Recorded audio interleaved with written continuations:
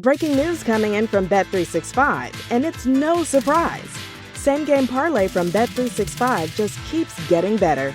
Well, it's even easier to make a bet. Choose from the most popular markets like hits, run line, totals, and home runs. So many to choose from. Download the app, start building your bet, and see why it's never ordinary at Bet365. Gambling problem? Call 1-800-GAMBLER. 21 plus only. Must be physically located in Ohio. T&Cs apply.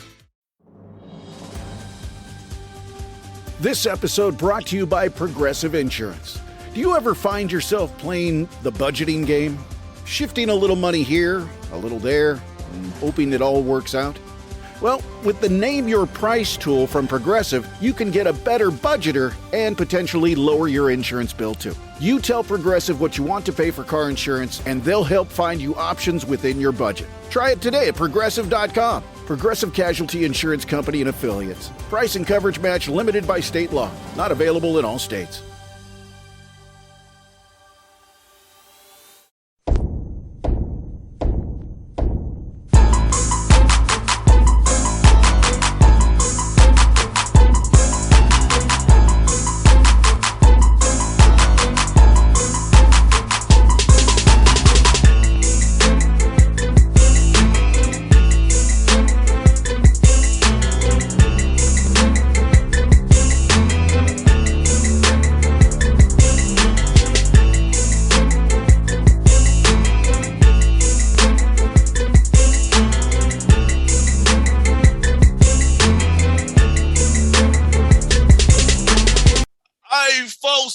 On the Bossman show, friend of the show, my man Shawn Walker, Elizabeth City State Vikings, D2 CIAA, doing big things. 14 wins on the year, doing his thing over there. Shawn, what's up, my guy?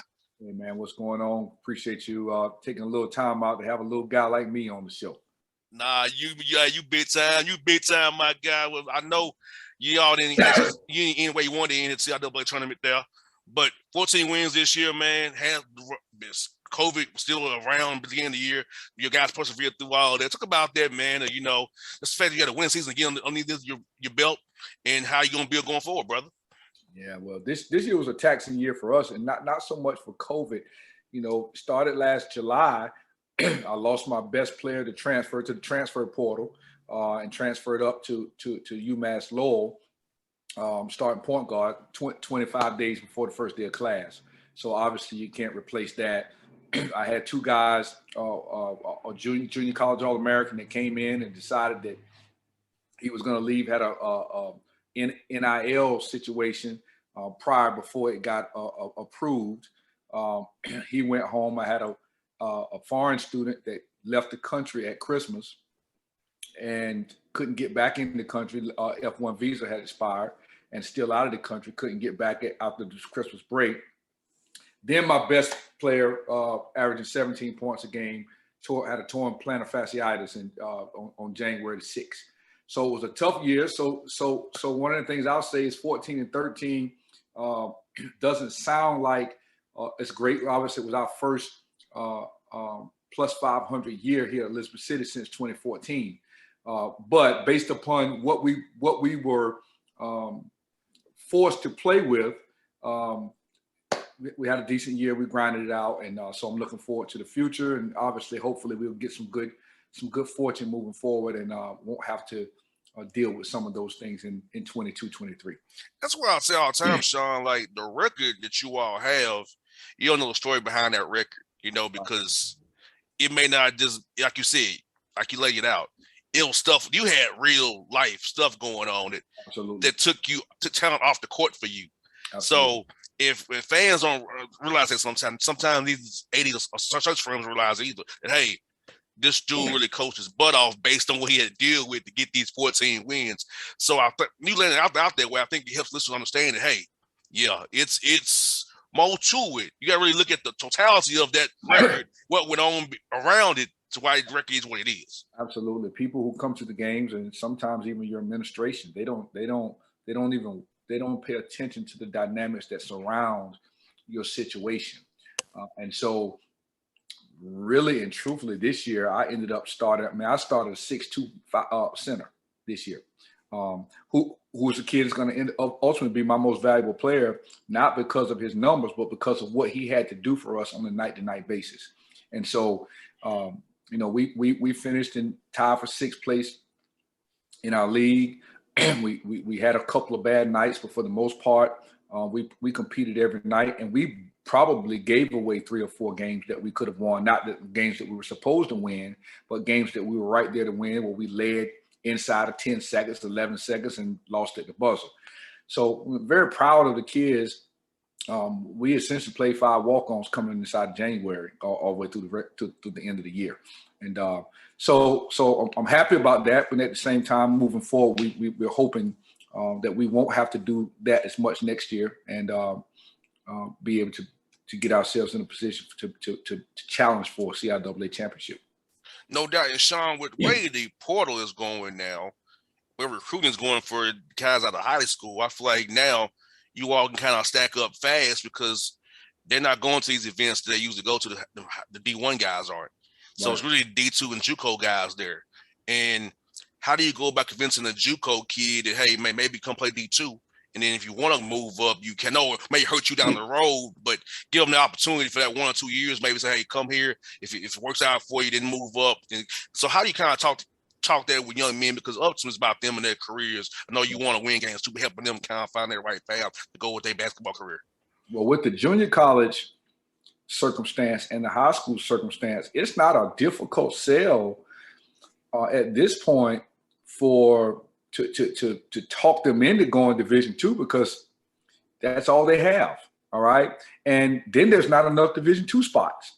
So our high school kids are really getting caught. Junior colleges are getting players that they normally would not be able to get, that are qualifiers because of the transfer portal. Division II, we're filtering through the transfer portal as well, because there's just not enough spots for everybody. I read an article the other day that said there were over 1,100 Division II transfers in 21, and 800 plus of those transfers didn't end up on a roster this year. All right. So, that transfer portal goes from Division I transfer portal. Obviously, they're recruiting right off of that portal. Kids are leaving places and showing up on additional rosters with COVID also caused kids to be able to get an extra year of competition. So people are trying to get old quicker. You have low major players and mid-major players that are transferring up to high major. So all your 4-star and 5-star players are not really affected, but 2 stars, 3 stars, those guys are Division II players now, and their high school guys don't have anywhere to go. There's a bunch of junior college guys that were 4-year transfers that went back to junior college to try to go Division I again that have no offers, and so those guys are still holding out there trying to figure out what's going to happen. So this transfer portal is major. It has major implications for the junior college player, the high school player, because, Bossman, honestly, there are going to be some Division I level players that are going to have to go Division III. It's just not enough spots. Right now it's all over 2,000. It's over 2,000 transfers in the portal. And think about it this way. 2 players from the University of North Carolina in Chapel Hill went in the portal yesterday. All right. Wow. So they were unable to go in the portal, or didn't go in the portal until their season was over. So they went in just yesterday and they were in the national championship. So this is the dynamic that our young people are dealing with right now. And it's going to be a couple of years before it balances out. Yeah, and also NIL deals as well. Well, that has a lot to do with it. That doesn't affect us, right? Yeah. So that doesn't really affect Division II or lower level athletes, because nobody's paying them millions of dollars or hundreds of thousands of dollars to go in for a commercial. But that is a reality of college basketball now, because, obviously the people who have the money are going to benefit the best from, getting these kids to come in school. I think, Shawn, really now is the haves and the have-nots. No question. Especially when I played at the OVC, you're in the CIAA, the SWAC, the MEAC, I know the struggles you all have trying to make sure your guys are good. Right. And it's going to really turn into the haves or have nothing. Now, Shawn, I wouldn't particularly do it, but I know why some guys are now giving up head coaching jobs to be a high major assistant because ain't over a headache. Right. So it's hitting everywhere from coaching decisions to the carousel and where guys goes, universities in this Austin case too, about paying the debt as well. Like, I know Alabama State's going to do it, but Tennessee State, where I went to school at, probably ain't going to do it because they ain't got the money to do it. So it's just all this. It's really just making it more so the haves, have-nots is truly capitalism at its finest. Absolutely. Absolutely. No question. Well, it's always been that way. I mean, it's just you just have different dynamics now. Now, you back in the days, you had the blue bloods of college basketball and football, and that's pretty much all you had. Now, depending upon who's got the opportunities for these kids where they're going, and it's going to take a long time for us to catch up to that. Obviously, even in the situation like Tennessee State, where they're Division I in Ohio Valley, but they're also the only HBCU in that league. So those are dynamics that are unique to recruiting, unique to young men picking, or young men and women choosing where they're going to go to school. And those realities now are not going into place. Yes, because I'll just tell you, Shawn, at Tennessee State, the football team dresses in the basketball arena. Yeah. That shouldn't happen. Right. Yeah. Right. And let's be honest about this, Shawn, too. A lot of HBCU schools are in the South, ran by Republican states, Right. who don't fund the HBCU school where they fund the flagship schools. Absolutely. A la Tennessee, Right. Memphis, Right. UT Chattanooga. That system gets more money than, say, Tennessee State or in Austin P or Martin gets money as part of the Tennessee system. But Tennessee State gets less money of all in Tennessee. So having HBCUs in a state where it's ran by Republicans who don't really want to fund a black thing, Right. It hurts too. It's funding from the states that they're in as well. Right. So in the state of North Carolina, we don't have that issue because the state of North Carolina does not support a budget for athletics. So the only athletic budgets that we see are through student fees. So in just a place like Elizabeth City, at Elizabeth City State University, we have the smallest enrollment in the state system, which means we have the smallest athletic budget in the state system. All right.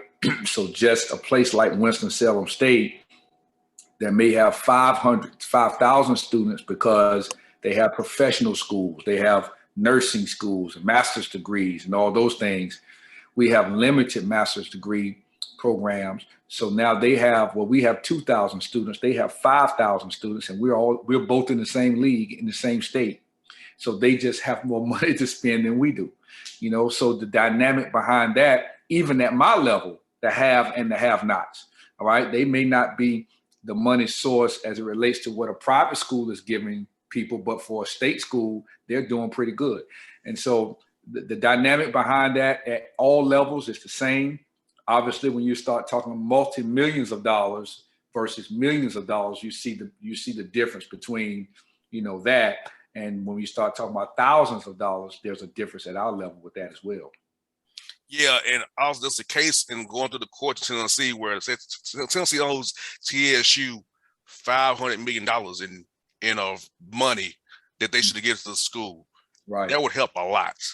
Right. Because having Randy Pillow tell you, he was there, he'll tell you, and I know because I've been. It's hard to win with facilities like that, and now for kids, facilities, ability to give them snacks, all that matters now.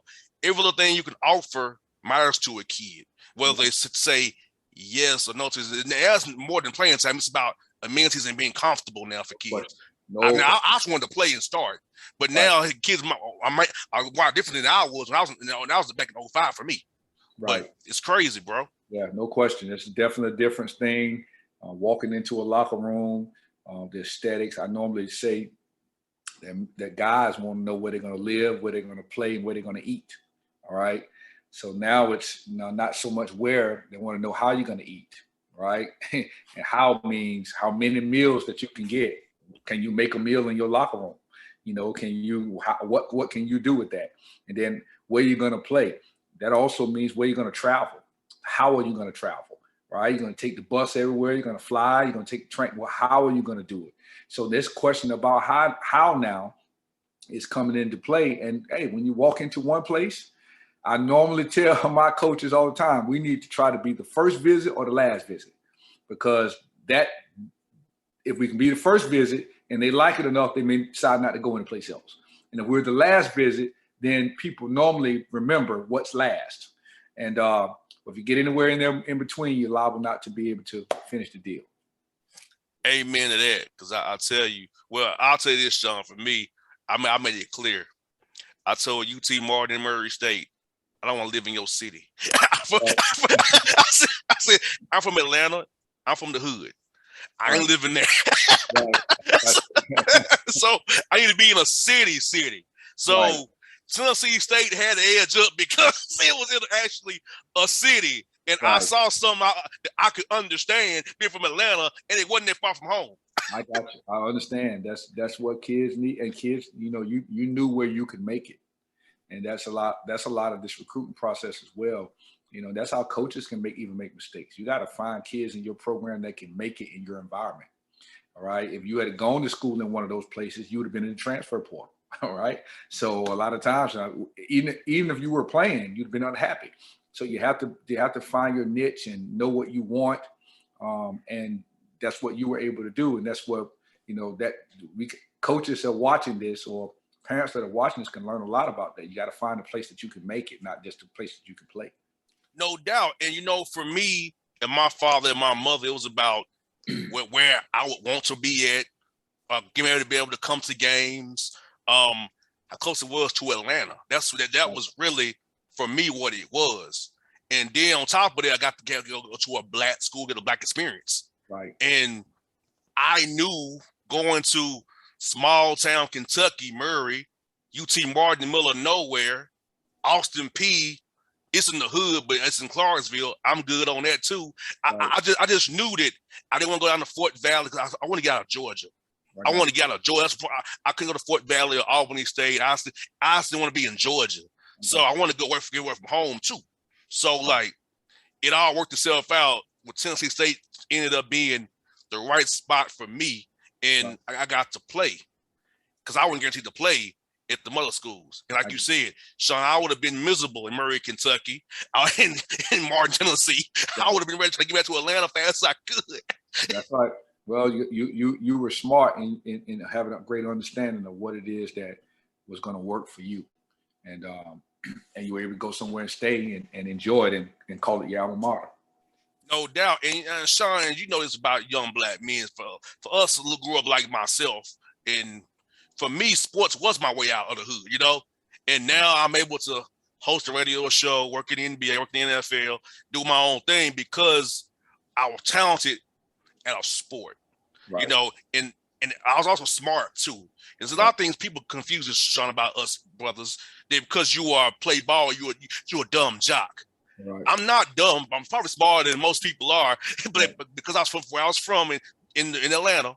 He's from the hood. He's not smart. He was play football. Talk about trying to help your young man overcome that stigma of being just a jock and being dumb because where you from and because you play a sport. Not that they really are intelligent, but they also play a sport as well. Well, it's amazing that you say that because, as a professional, being in this profession for 25 or 26 years, I'm not sure, I'm sure that a lot of coaches encounter this as well. But because we work in this environment of athletics and sports, sometimes dealing with people that are not in sport, but dealing with people who are the engine behind your sport, they automatically treat you like you're dumb, right? They treat you like, oh, you're just a coach. So when they see you or talk to you or they have their first impression of you, it's coach. And so that subtitle that you have on your name of coach before they get to Walker or before they get to Shawn or before they get to who you are, where you've been to school or how educated you are, just like them, it sometimes can be almost insulting, And so you have to end up getting your defense mechanism up for that. And I'm quite sure there are other professions maybe that are just like that as well. But it's something that frustrates me a lot because, I can do your job. I graduated cum laude. I have a master's degree. I've excelled academically everywhere I've been too. Coaching is just my passion. So don't try to treat me or talk to me like I'm less than you are because you work in this department or that department. And so that's something that stems far beyond, and I try to talk to my young people about, that's something that stems far beyond being a player. Like if you, a life of athletics or a life of, come on, man, think about it. You can own your own business and your own cleaning business and people still see you as a janitor. And so they think that janitors or people who clean are less than the persons who own the building. And the person who own the building, you're just, I work for you, but you paying me and I'm living good, And so we also have to be very careful about dealing with people in that way because we know what it feels like when we're dealt with in that way. And it's not a pleasant thing. Shawn, I'm called a clown. I have a radio show. Oh, Gerald's a clown. Yeah. He's a jokester. He's not serious. He ain't real. They saw me out here doing political stuff. Like he does politics too. You mean the clown Gerald, the dumb guy from the dumb guy from the hood? Right. The dumb guy who hosts the radio show. The dumb guy from the NBA. It's like I'm smarter than your ass is. Right. That's right. I have a master's degree like you do, Shawn, and I have grad certificates as well. So I'm not dumb. I read a lot. People, because I'm a jokester. I'm radical. I'm loud. I say what I mean. That I'm dumb because where I came from. Because I went to Tennessee State. Oh, he went to a black school. He ain't that. That was easy. That was like high school for him. Really? Right. It's always a stigma to like what we accomplish. That's the part I try to tell young men about owning your own path. Own your path. Like I owned my path. Like. To this day, this radio show, every dime is mine. Nobody can tap me on the shoulder to tell me what I can and cannot say. Because if I worked for a station, I would have to go ask them, can I have you on my show today? Right. Or, who is Shawn Walker? Why do we have him on your show? Right. I ain't got to do that. Right. I can do it because I own this. I can do it like I want to. Right. That's about ownership and owning your career. Don't let anybody define who you are in your recruitment process or your path, where you want to be, because if you do that, you'll all have that regret. For me, Shawn, I'm free. I have no regrets because I know every day I'm doing me. I'm doing what I want to do. Right. Right. But that's big time, man. And it's something for our young people to know. Obviously, you want to be able to be empowered by other people, but you also want to be able to do some of the things that you want to do to make the life that you want to make for yourself. And so you're in a boss man role for sure, and that's a big time thing. No doubt. And Shawn, like you said, for you, man, being able to touch young black men, man, that's right. Has to make you feel really happy, and because helping mold us, my father is a coach as well. So for him molding me is so important. And I'm his only child. He's 81 years old. But talk about that for you, man. Seeing young men leave your program and be successful in life, on and off the court, man. Yep. And that's the idea of coaching. That's actually coaching, where you can see young people come in one way. I tell guys and their parents when they come to me, I want my program to be like a hospital. Okay. I don't want nobody's checking into a hospital that everybody that checks out is checking out dead. All right. You're going to the hospital, wherever it may be, that people are checking in sick. They have an issue. And when they check out, they got the remedy to be better. All right. And the better the hospital, the more people are living, the more it's getting less persons from this place than they would this place. I want my program to be just that. I want you to come in one way and be better than you were when you left. And if you're that, then you're going to be an ambassador for not only the program, but for the university at whole, at large. And so we need people like yourself at Elizabeth City State that come in, that develop, that can have their own shows, that can have their own businesses, that can be accountable to the society that we live in a major way, and say and be proud that they attended Elizabeth City State or attended whatever university that it was. And so that's everything for me, man. I've got a former teammate of mine who started a scholarship in his father's name for men's basketball. I have another young player who's in real estate in Maryland that came back and called and says, I want to have a scholarship in my name for ECSU basketball. And all different types of elements of guys that are out there that not only are doing well in life, but will go their own ways later and send you a kid. Like that, I had a Facebook message yesterday of a former player of mine that says, hey, here's a kid in my neighborhood. I want you to coach him. All right. And so that lets you know that you have a great relationship with your players. You have a great relationship. They know when they leave you that they've gotten a lot out of being around you and dealing with you, and they want someone else to have that experience. And those are the things that they don't know when they're playing for you. And so once they leave you and think about it, and that makes you feel good. That makes me feel really, really good when that happens. You know what's funny, Shawn, is this, man, thinking about my time in Tennessee State. I used to go to a basketball camp. So Will Jones, who was a GA when I was there, was part of one of my camp coaches, you know. Okay. He was a GA there. And me and Will Jones are tight as can be because we started together. Like, we pretty much started off, he a little older than me, but we had that relationship. Like, man, Will Jones was like, we did the same damn thing pretty much, right? And made our own path, right? You know, so seeing that and how it works, man, the bonds you have, like with Penny Collins. I knew him, he was over at White's Creek in Nashville, you know, saw him. So, like, all these different guys, man, is just funny, Shawn, how his basketball world, how we're all close together. Now, of course, I chose football, but I played a basketball long enough to be in the circle, right? So it's like seeing us all trying to impact young men in our own different ways, man. For me, it's the radio, and it's being an example. You all actually coaching these young men. It's amazing to see what you all are doing for young black men, making young black men be better in this world where it's against us, trying to fight through that and be better, rise above it. Now, I thank y'all for helping these young men do what they're doing, brother. Well, that's great, man. I appreciate that, and the impact that we try to make, that you try to make, is an important impact on the society, and so we can dispel all the negative things that we hear about our young people, all right, about our young men. But primarily, you know, I deal with black young men, but you know, our young men, period. I mean, it's almost an attack on men sometimes in terms of what we deal with today.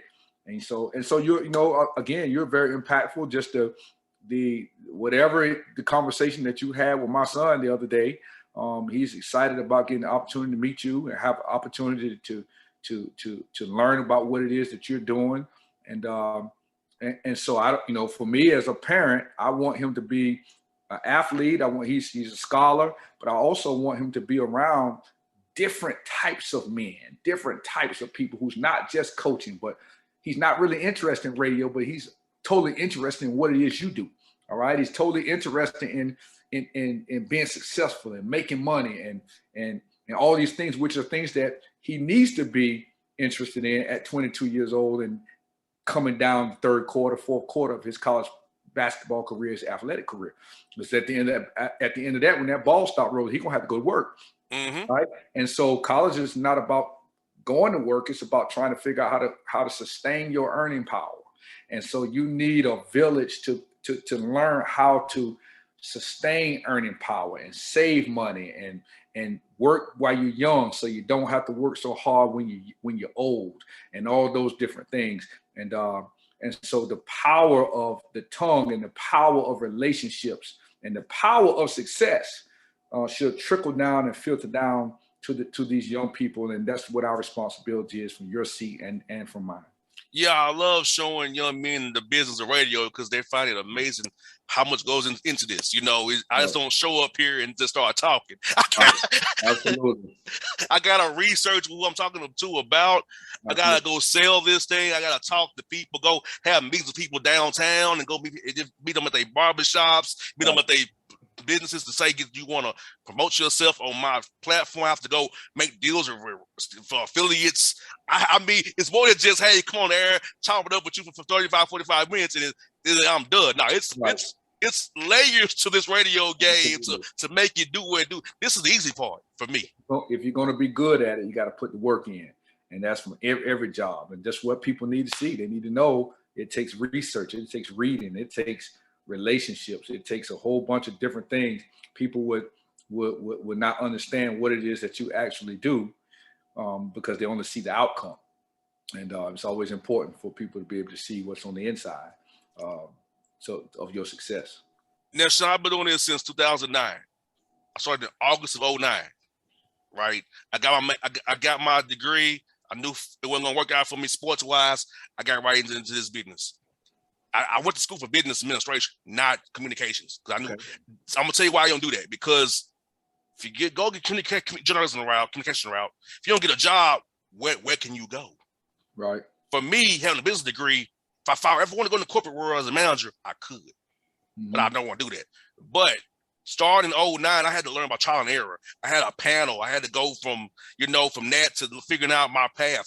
2 to 6 in the morning on the radio, bro. Right. Listen to me, you and me and the truckers and deers. Nobody listened to me back then, right? Having to do all that stuff, man, and just learning the game. And because it was like nobody showed me nothing, bro. I had to learn so all on my own. Right. Nobody's willing to help. And I'll look for showing your son how this thing works, man, and building relationships and bonds because, in my 13 years almost doing this show, man, I've only had 4 bad guests in 13 years because they didn't want to do it. That's pretty good, brother. That's pretty good. One of them is an ACC head coach, still coaching football. He didn't want to do it, but he did anyway. He gave me nothing to work with. A former OVC coach, he's now fired. Another coach out west in Pac-12 who didn't want to do it, but did it anyway. And a random politician that came on my show and acted the fool. So in my 13-year career, I've only had 4 quote-unquote bad experiences. Right.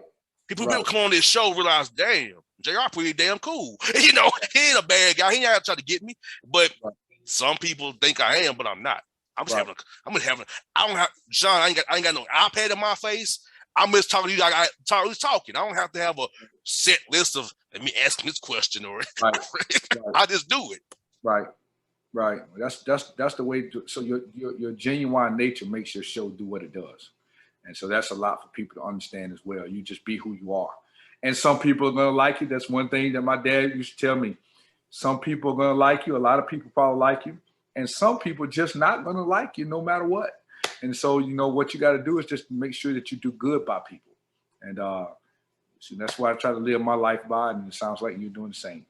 No doubt with Shawn. Thank you for your time today, my brother. It was fun to chop it up with you again. And I will be showing you some of the ropes for sure, man. When soon this Hawks run ends, I'm going to make sure I show him what's going on. Well, for your sake, let's hope the Hawks keep rolling and you keep traveling and you keep doing what you're doing. And then after that, after you finish getting that check, then he can spend some time with you. Yeah, I hope I'm in Miami on Saturday, brother.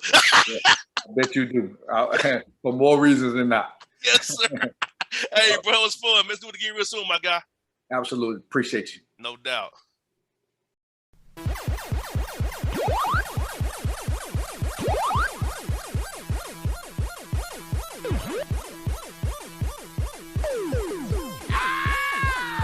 Breaking news, and this one is almost unbelievable. Yeah, it's all about new customers at Bet365 because they get $150 in bonus bets when they bet $5, win or lose. And even better, bonus bets can be used on the spread, totals, and player props. There you have it. Bet $5 to get $150 in bonus bets, win or lose. And see why it's never ordinary at Bet365. 21 plus only. Must be physically located in Ohio. Gambling problem? Call 1-800-GAMBLER. T&Cs apply. Available in app only.